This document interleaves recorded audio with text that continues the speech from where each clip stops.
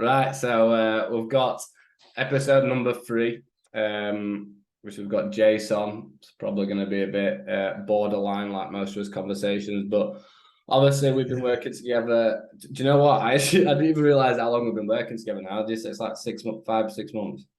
26 weeks, 27 weeks. It's been long, put it that way. Now, Ben's a rich man.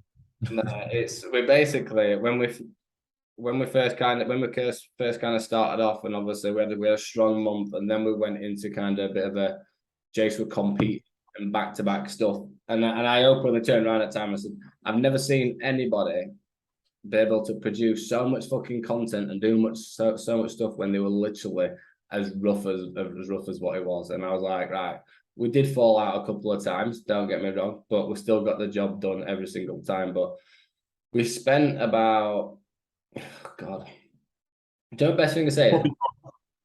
I probably can't say, but I'm probably the most productive I am when I'm on trend. Why?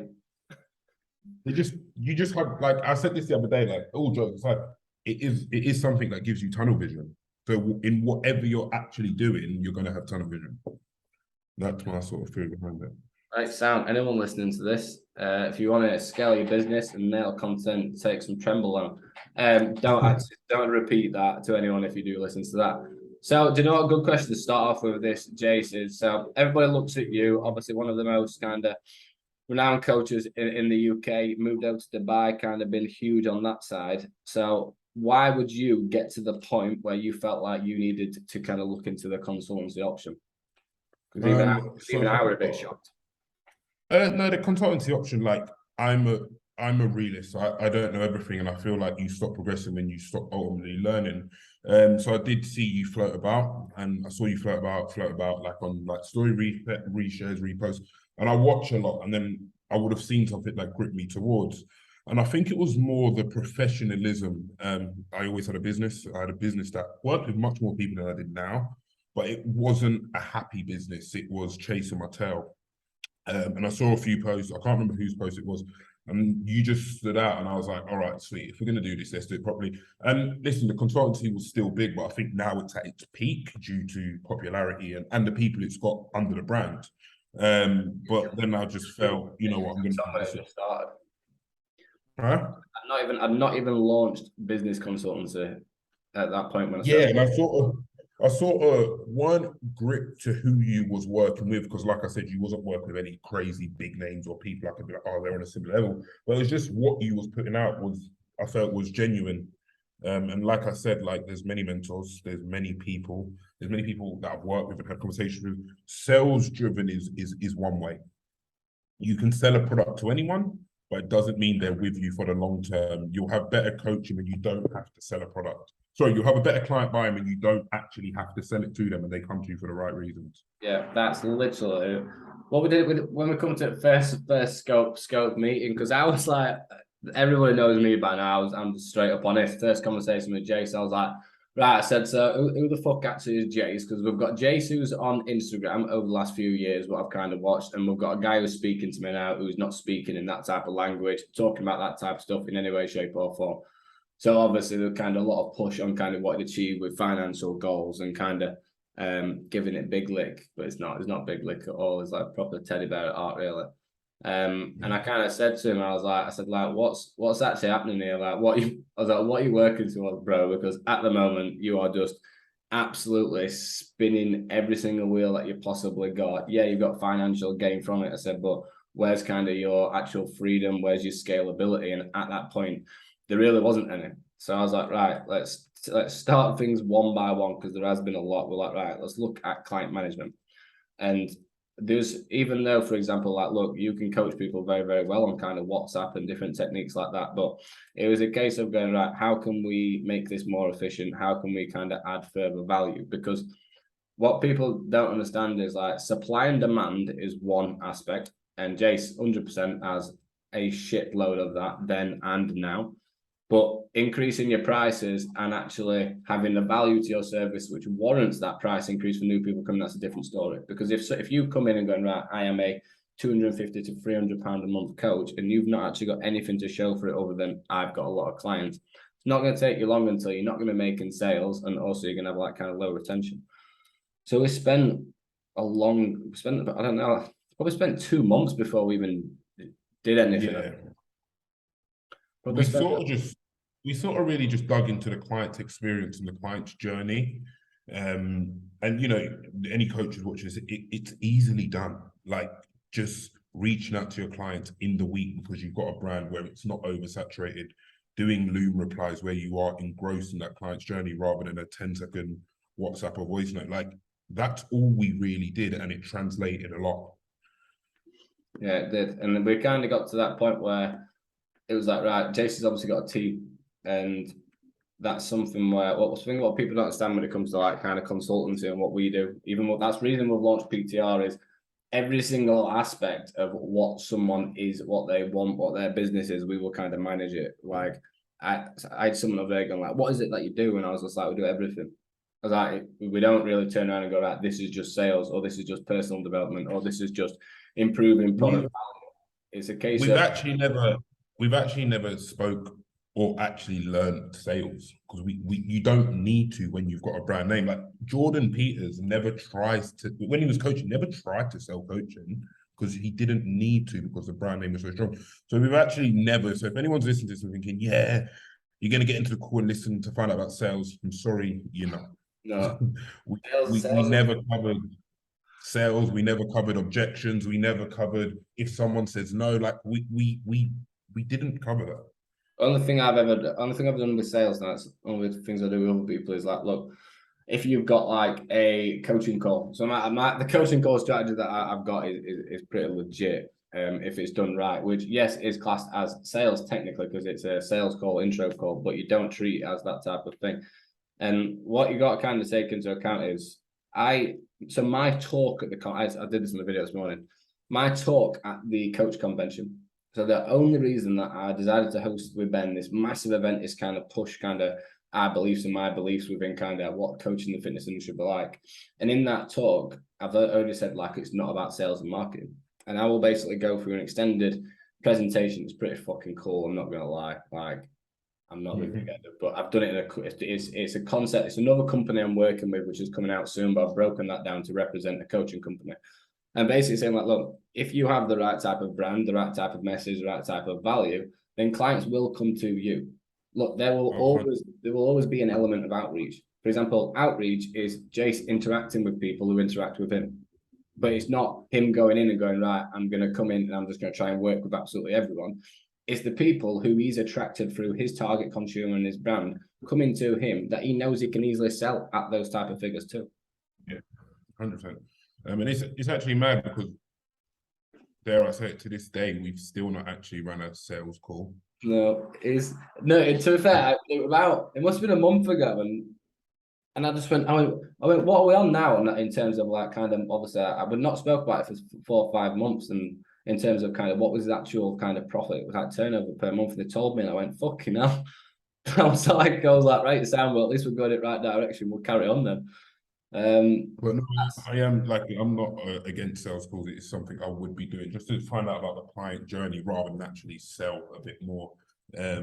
So they are great tools to many online coaches starting because you find out the clientele who you're going to work with before you work with them, because everyone can speak a good game over WhatsApp till you start digging into real life problems. No, 100%. And then we kind of that's the same. It's the same with Jase when we took him on. I was like, the reason that we did all this because it got to about 2-3. It must have been about 2 or 3 weeks ago, and Jase was like, I ain't got as many tasks. I ain't got as many tasks to do. Like that's just literally stressing. And I'm like, bro, I said, you're earning more money and you're doing less work. I said, so that means I think it's just like I blame you because you come out the blocks very hot. And listen, I'm very grateful, and that I like to have a lot on. And I think I was saying this the other day. I get overwhelmed when I don't have a lot on. I feel like I'm doing something wrong. And I said to Benny, it's not you, it's me. And now, you know, I've got minimal tasks, but I know the tasks that I'm going to do are going to carry some weight and for the longevity reasons as well. Yeah, it gets to the point where this is everything about consultancy is about training a director to be a director. It's not about making the guy who's running the business work even fucking harder for it to try and make money. It's a case of going, right, how can you come in and add different types of marketing funnels? How can he push the message? So, for example, Simon Cowell did a good video yesterday. It was like the top three traits that you need to kind of think about as a director is one, your own content, because it's your own content what's really pushing the kind of direction of the actual company. Then is making sure that you're kind of actually having time to strategize on kind of what's moving forward and what's coming next. I can't remember the last one to be fair, but it was something similar to kind of future planning. And for example, with Jase, now it's like we've got an event coming up with, which is going to be huge for kind of the coaching brand and kind of him himself coming in now, integrating kind of PTR with the email marketing and active campaign side to look at hitting all audiences, as well as him just staying on top of managing his own content on social media. And that's the role of a director. Directors, yeah, you're always going to be busy. You're always going to be shit to do, but it's not a case of you're not the kind of you're not on the hamster wheel hammering yourself. It's a case of going, how does the business work for you? If you've got a higher value and higher cost product, then you simply do not have to kind of work as hard because you can concentrate on the people that you've got. And that's the position that I guess you just get to a point like this. I don't want to. How can I work? You focus on the high priority tasks as a director, and not to say it, but you shouldn't be focusing on the minority tasks. No, there's nothing. That's the whole point of a company, because if someone's not focusing on them priority tasks and someone's not focusing forward, then nothing's actually going to move. And it's like with the so a rebranded Team Jase, obviously restructured client management, social strategy for the Team Jase, multiple different kind of points for that, and then obviously brought in Mentor Corner, which Mentor Corner was doing well, but Jase was like doing a lot of kind of call time, helping a shitload of people, because at the end of the day, people say to me, why do you help people with mentoring? I've done it with loads of people. Like at the moment, I'm building like online education platforms, people's mentoring. I said, because that's what consultancy is. Like, I don't see people as competition. I see it as someone going, right, if they can help someone, they're going to help other people. Like that's how it works for me. And with Jase, you had this mentor corner, which is a great concept, great idea, but it's all just stuck in his head. There weren't a process to it. There weren't a management to it. It was him helping people, but what was only available in his head at the time. So what we did is we just extracted all that information, put it into a process, put it into an organization. Didn't really take us that long either, and said, right, that's what you need to do. And then once Jase has got clarity, his mentees have got clarity. And it's just a case of now that's coming through where he filled all spaces in 10 days. When things come into your head, you just add it to the current system, and then before you know it, it's a monster. Yeah. Because he filled all, he filled Mentor Corner within 2 weeks, I think it was. Yeah, and that's like 15 closed spaces. There are 16 on it, but yeah. But it's just a case of like, and I said to Jason, like, look, you could potentially take more people on. He was like, but I don't want to. And that's that's a trait I've sort of learned. Even if I do get overwhelmed as much as learn to step back, and that's the massive thing I've took from this mentoring. The massive thing is learning how to step back and actually manage. In essence, and listen, we've still got a lot to do and a lot to move forward, which I'm very excited for. Jay is in a position, put it this way, like we're going to be looking forward to going into kind of October, meeting everyone. But one of the big things for me, and I had a call with someone this morning with consultancy, and I turned him down for consultancy. And people are like, why the hell would you turn someone down for consultancy? I was like, because he wasn't suited to it. He wasn't his business kind of wasn't in the right position for it. Then I had another guy who had got a call 2 minutes later. He wants to do consultancy and mentoring. And I've said that I need to have another conversation with him, because when it comes to stuff like that, even coaching and everything, it comes down to relationship formation. Like I said to Jase when I first worked with him, I said, I could not give a fuck how much money you earn, bro. It does not interest me in any way, shape, or form. I said, when you come to a call, I don't want to see someone stressed. I want to see someone happy, and I want to see someone who's got stuff to look forward to in the future, and someone who's proud of his businesses. I said, and that's the point that we've got to now. And like when people ask kind of about the traits of the best things that you can do in terms of like coaching and mentoring, it's 100% the relationship that you have. So Jase now has got lowest client base that he's ever had, but earning more money. He's now got more time, more attention to understand kind of looking at those people. If he wanted to scale, he could scale, but his content, do you know what I mean? I think that's the hardest thing for people to understand. Like, Which is bad because I had a conversation with Cam today and I said, I probably want to drop off 5 clients. And he looked at me, he was like, what? And I was like, yeah, I'm happy with who I coach. And sometimes being happy with who you coach outweighs how many people you coach. Massively. There's no point coaching, say, for example, 20 extra people if you don't enjoy coaching 20 extra people, because you don't get into this job to let it be an energy drain for yourself. Yeah, you have right. The people always, and that's what I try to teach Jase from like now is like, and I work with a lot of people who are always stuck in the now.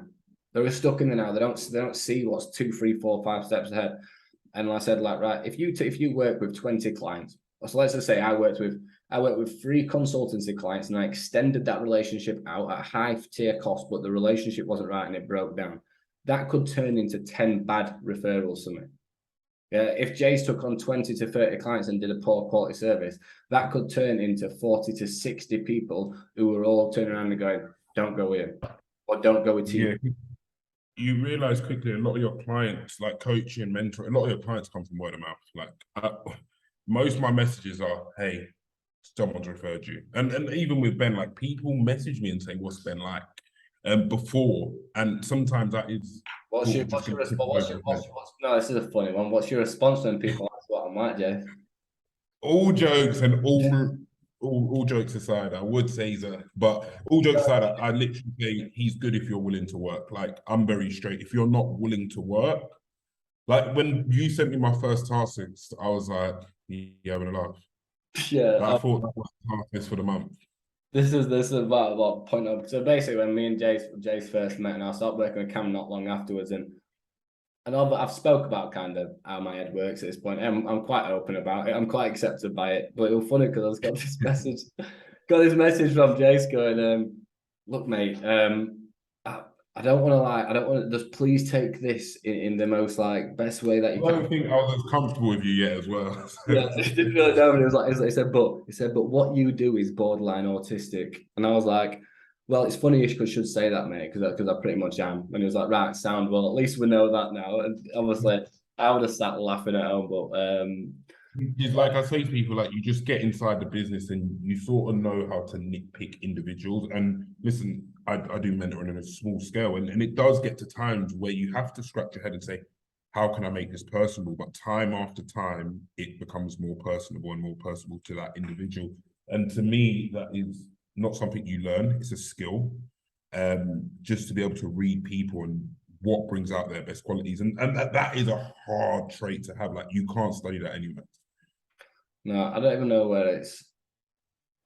I get that a lot. Like I said, I've been in a lot of environments in my life. I've been around a lot of different types of people, different places, and also kind of different businesses, different job roles. And I think over time, you accumulate these type of skills, and it's like when people turn around and go, "Oh, what's Ben's consultancy like?" And it's, yeah, don't get me wrong, we've got an incredible process, we've got stuff like that, but it's the exact same as, for example, I'm probably not able to coach like Jase does at that level, what he does with that many people, because he's done it that many times. He's got something called coaching intuition.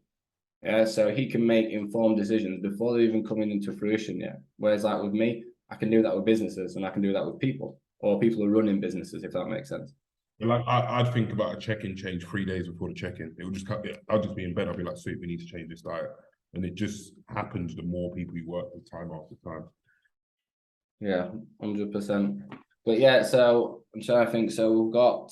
I messaged Jase this week. I said like, look, well, yeah, we've got a few things to finalize, and then I'm happy for him to spread his wings and fly. Obviously going into October where he'll just be smashing life out of it and probably competing with me with mentorship with his own thing at that point. But I said one of the first things that I said to him, and first thing I said on the call this morning, I said, right, when you're having some time off. And what? Director, the company, time off, you can't do that. This is the single most, everybody knows at this point now, like, look, I've managed a lot of meal prep companies, coaching. Now there's an education company, consultancy, digital marketing, and a convention. So I know that I'm not the best person at saying take a step back. But what I've learned in the last 10 years is you will get to the point of burnout and you will genuinely stop enjoying what you are doing and won't perform as well if you do not have a break. And really hard, this is a skill that I've found very, very hard to kind of administer, but that's the reason why I brought in a 3-1 work sprint, because I know that I can work at a ridiculous capacity for 3 weeks straight. But I know that if I don't have that break, I won't think about what Jase needs to do in 3 months. I won't think about kind of what all these other clients need to be doing, because I'm so stuck in the business, I'm not working on the business. So what's your thoughts on that, Jase? Because you're still like, oh, I'm not doing anything. No, listen, everyone needs a break away. And it shows that you're in a good position when you can. And it shows like your management is, you're running your business properly. Because when I see coaches, like, listen, everyone knows my opinion on competing. I compete because I enjoy it, but I don't give a shit about it really. In essence, I do, but I don't. But I don't let it run my life. It's an aid to my life. But when I see coaches who compete say, yeah, I can't compete because my client base. The first thing I do is step back and I say, you can't because of your management and your brand management. And it's not with competing. If you can't do X, Y, Z because of your business, you have to look and probably say, I'm not running that business correctly. And if you can't take a step back for 2 or 3 days, again, you're probably not running that business correctly. Because I was in that position where I couldn't put my phone down. Yeah, I put overnight check-ins, I put systems in place, and I'm like, oh, I don't have to pick up my phone today. And that's the only thing when you can't do things due to your workload, it's because you're not managing it properly. And that's probably where you should get a mentor. Shout out Ben, plugging in. I've been at the points in the years where I've had that much work to do and I've not had time off, and because it's so unnatural to me, I'd maybe have 2 days off this few years, probably not even that long ago. I'd probably say in the last 18 months before the way we are now, I used to have panic attacks when I had time off work. Like I would say if I was traveling back from somewhere and I knew that I couldn't get to my laptop, couldn't get to my computer, I used to literally panic because I was like, I'm letting people down, I'm letting the business down, I'm failing. Right? And this is why, it's a really important topic when you speak to someone like Jase who's achieved what he has, right? You're talking Dubai properties, mentor, coaching, what's it called, raw foods, booking absolutely everything, right? But there's a point where it will get not fun. It's like people say like you'll love this, right? So I've done some reels this morning with Josh where he's just asked me random shit and I just had to answer on the spot. And he was like, right, Ben, so why do you hate money? And I was like, what? I said, well, what does that even mean? But like, he's laughing because he knows what I'm like. But I said, it's not that I hate money, it's just the fact that I refuse to see the only value in money, because put it this way, since I've made this decision to have some time off and some plans, like there's no amount of money what will match for just feeling content and feeling happy. Yes. And just being able to switch off, like buying the freedom of taking 5 days off is priceless. Like that is the difference, being able to have that freedom. And ultimately you get into a space where you want to coach, but then you get into a space where you just want to buy time. And that's when you then employ a mentor, you employ staff, you employ coaches. Because now the goal for me isn't money. Like I've had money, I've had materialistic things, and I've got rid of all of them. For me, it's buying time, knowing that Saturday, it's my birthday, I can go to a brunch, get absolutely wankered, and not have to wake up on a Sunday. That's gonna be October, that big time. Yeah, we've got some. But no, it comes to just buying time. Like if someone said to me, you could have an extra $5,000 a month or have 2 days off a week, I'd take it 2 days off a week. Yeah, I wouldn't know 100%, because it's an hard one. It's an hard one to understand that as well. Because don't get me wrong, like from the position that I'm in now and where Jase is in, it's money's not going down; it's going up. We're clearly going up. But how you perceive, and if it goes down, you're in a position to rectify it, to make it go back up. Like you're not going to lose your whole business overnight. No, it's how you perceive it. I think that's so important. I think that I spoke about on a reel the other day. I said like the moment that you start to focus on change, that's within yourself, with your life, your people around you, like that's when you start to see the biggest returns. It's like for me, people make jokes about me going like, yeah, it's money. I said I drive a transit van. I don't have designer clothes. I honestly, it's most of the time dressed like I'm homeless. But for me, it's a case of I can text five or six of my best friends to a villa on Palm in Dubai. That's That's my It's that, achievement. that happens more than anything, you know. You know what I mean? That's 100%. It's when you realize what actually makes you happy. And I feel like when you start out, you don't realize that because you're just chasing everything. And you're chasing things loosely. Like, yeah, I want the best brand. I want to be the best coach. I want to make X, Y, Z a month. And that's when you just get caught spinning your wheels. yeah, and nothing actually moves forward because you're just kind of stuck on what, not, instead of focusing on what you're doing and how good it is, you're focusing on, right, what's it going to kind of gain. And if you just totally focus on that, because this is where people trip up, right? July, best example that I could make, right? In July, this year was one of the single worst periods that I've ever seen for inquiries, for drop-offs, for everything, and that's across a general percentage. I nearly 100. For example, like over a general percentage of kind of people, like you're looking at it was a hard time, and this is some people who are very, very high performance coaches. So, for example, I said, why would I say that on social media? Because I'm honest, but for 13 days, we didn't get a single application for the mentorship. I was genuinely checking with team. I was going, can someone fucking tell me what's happening? Is the website broken, or are these forms broken, or what? And it was totally fine, running tests, all sweet. And then out of nowhere, it started picking up again. But what happens is, troughs. yeah, so it comes and it goes. You can't be defeated by some form of resistance. You have to push. When you're feeling resistance, you have to either think about, oh, I can't really even show you, but I've used this analogy so many times. I've got a big rock in the middle of the sea on my screen on the right side here. I said, right, this is a resistance and this is a problem. When you come in and you face a big boulder, I said, you've got 3 different options when it comes to this point. So you've got one option, which is the one that I'll often try and go through, and what I'd probably do with Jase is you've got that much momentum, you just smash through it, right? And that's just what you do. You break through that boulder. But then sometimes it's that big of a problem, it isn't that easy. So you've got to think about, right, do I go over it or do I go around it? And then what you've got to kind of take into account when it comes to business is, I always say, is the energy worth the time of the climb? So for me, that rock there was NutriFast last year. Was it worth me climbing that mountain and climbing that rock, or was it easier for me to cut it short to move on with other businesses? And it's probably a vegan inquiry for me. Yeah, so yeah, right. No, but it's a good example, right? Or say, for example, like you've got to, this is going to happen now, or you've got the other option where, look, you can go the long way around it, right? Because in life, like pandemic, in life, in business, there is going to be shit what's going to come up, right? And this is why I always try to stay as 100% transparency and honesty in everything that I post, because I don't want to be the guy on social media who's posting about everything's absolutely fucking perfect all the time, when in reality, I'm going through the same struggles as what people I'm actually working with is, or my audience. Oh, 100%. People relate to people and people buy into people when you're honest. And I think we're seeing that a lot across Instagram with people putting out reels on their actual journey and, you know, how there's good days and bad days. Because it's easy to sugarcoat shit and sell it. But you do get found out, because it's better to be transparent rather than not be transparent 100%. 100%. Right, I've got a call in about 5 minutes. So, Jase, I think that's episode 3. Like I said, we are going to actually do a in-person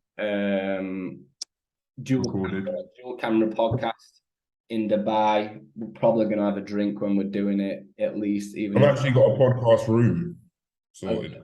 Well, I've got it all set up at Thingy, and we've planned it all.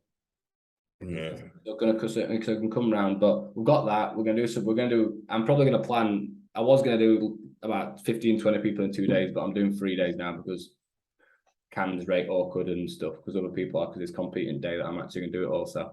I've had to get another day's filming, so fuck you. I'm there anyway. It should be good. So yeah, we're going to basically get a hell of a lot of content in October.